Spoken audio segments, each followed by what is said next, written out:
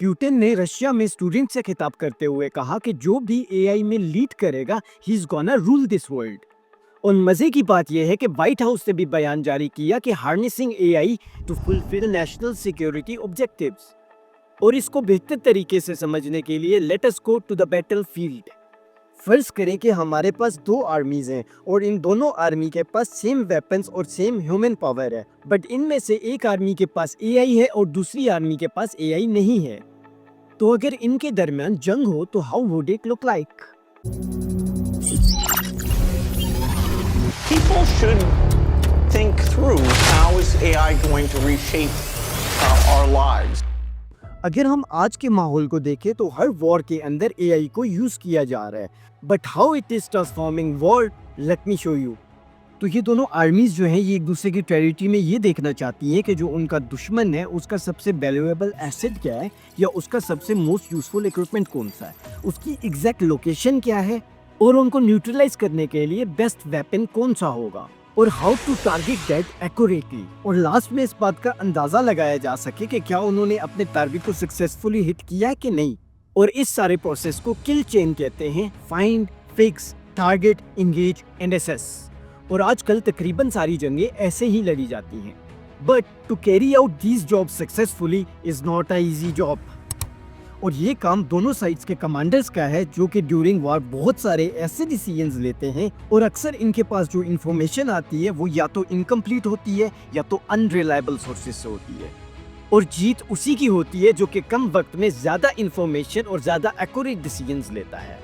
इन दोनों में से ज्यादा जल्दी डिसीजंस कौन ले पाएगा, आर्मी विद एआई और आर्मी विदाउट एआई?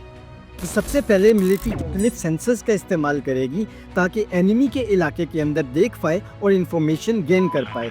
और हर मिलिट्री के पास मुख्तलिफ किस्म के इक्विपमेंट्स होते हैं इस टास्क को परफॉर्म करने के लिए, जैसे कि ड्रोन्स, रेडार्स, सैटेलाइट्स। और ये इक्विपमेंट्स ये डेटा कलेक्ट करके वापस कमांड एंड कंट्रोल सेंटर में भेजते हैं। और यहाँ पे इस सारे डेटा को एनालाइज करने के बाद डिसीजन लिया जाता है कि आर्मी का नेक्स्ट स्टेप क्या होगा। और वो आर्मी जिसके पास एआई होगी यहाँ पे उसको अपना पहला बड़ा फायदा होगा, क्योंकि ये सारी की सारी इंफॉर्मेशन कंप्यूटर विजन सॉफ्टवेयर से होके जाएगी जो कि ऑटोमेटिकली ये बताएगा कि what equipment are you looking at और इसकी एग्जैक्ट लोकेशन क्या है, मैप करके आपके कमांडर तक पहुंचाएगा। Now just take a look at the army जिसके पास एआई नहीं है और वो भी एग्जैक्टली सेम काम कर रही है, बट उनके पास कंप्यूटर विजन एल्गोरिदम्स नहीं है। तो उनके कमांड एंड कंट्रोल सेंटर में हर इमेज को प्रॉपर ऑब्जर्व करके अपने टारगेट को आइडेंटिफाई किया जा रहा है और अपने टारगेट की लोकेशन को मैनुअली टैग किया जा रहा है मैप के ऊपर। और इसके बाद इस डेटा को ट्रांसफर करना है बाकी कमांड एंड कंट्रोल सेंटर्स की तरफ। और वो मिलिट्री जिसके पास एआई का कंप्यूटर विजन सॉफ्टवेयर मौजूद है वो ऑटोमेटिकली आर्मी की फोर्सेस को टैग कर रहा है, मैप कर रहा है और साथ साथ क्लाउड में अपलोड कर रहा है ताकि बाकी कमांड एंड कंट्रोल सेंटर्स को भी इजीली डेटा मिल जाए। तो जैसे ही कमांडर के पास लिस्ट ऑफ टारगेट्स आती है तो उसको बहुत सारी चीज़ें डिसाइड करनी पड़ती हैं। क्या ये टारगेट इतना वैल्यूएबल है कि इसको हिट किया जाए, या इसको हिट करने के लिए कौन सा वेपन ज़्यादा ज़रूरी होगा।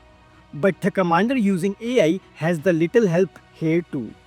एक सॉफ्टवेयर सारी इंफॉर्मेशन को इकट्ठा करता है और कमांडर को रिकमेंडेशंस देना शुरू कर देता है कि तुम्हारे पास इतने प्लान्स हैं, इतना फ्यूल है, इतना एमुनेशन है और ये बेहतरीन तरीका होगा to take out this target, और वो भी इन matter of seconds.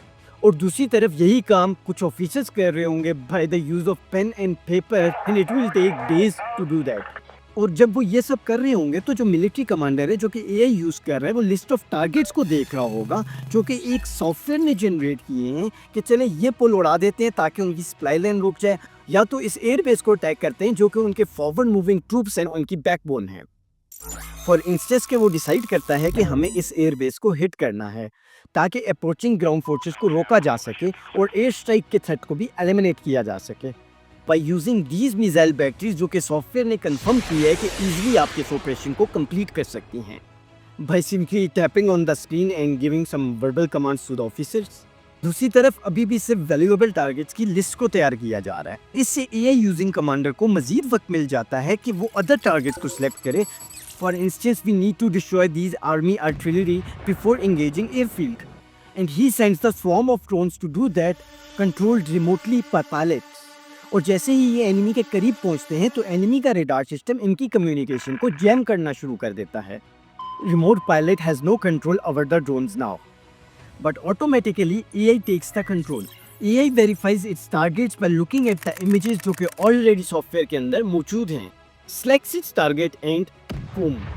We have seen the future of warfare play out on the front lines of Ukraine. High-tech drones are being used for surveillance, reconnaissance, even bombing targets. Big advantage, huh? To have this precision targeting system on relatively cheap devices, and they have brand of their own. दोनों आर्मीज के पास same weapon power थी, but with the help of algorithms which are crushing data in matter of seconds that has changed warfare forever. और इसी नई direction में new era of warfare move कर रहा है। And now what really matters is the software, कि कितने जल्दी आप इंफॉर्मेशन को यूटिलाइज करते हैं और आपका वेपन कितना स्मार्ट है। एग्जाम्पल के तौर पे अगर हम देखें तो जैसे हमारे इंटेलिजेंस एजेंसीज हैं, ये मोबाइल्स के थ्रू टैग करती हैं एग्जैक्ट लोकेशन, और ये सारा काम एआई कंप्यूटर एल्गोरिदम्स की मदद से किया जाता है कि कैसे एक PL-15 स्मार्ट मिसाइल ने वर्ल्ड के सबसे बेस्ट प्लान को ये पता ही ना चलने दिया कि व्हाट हिट देम। और अमेरिका इसी तर्ज में अपना मेविन स्मार्ट सिस्टम बना रहा है जो अमेरिका पूरे को कवर करेगा, और यही चीज़ पाकिस्तान ने इंडिया के अगेंस्ट यूज़ की रीसेंट वॉर के अंदर। And this is the future of the war. But the question arises, क्या ये सेफ है कि हम इतनी ज़्यादा इंफॉर्मेशन और डिसीजन मेकिंग पावर एक कंप्यूटर सॉफ्टवेयर को दे रहे हैं? Is it ever going to get out of control? क्या कभी ये हमें कंट्रोल कर पाएगी?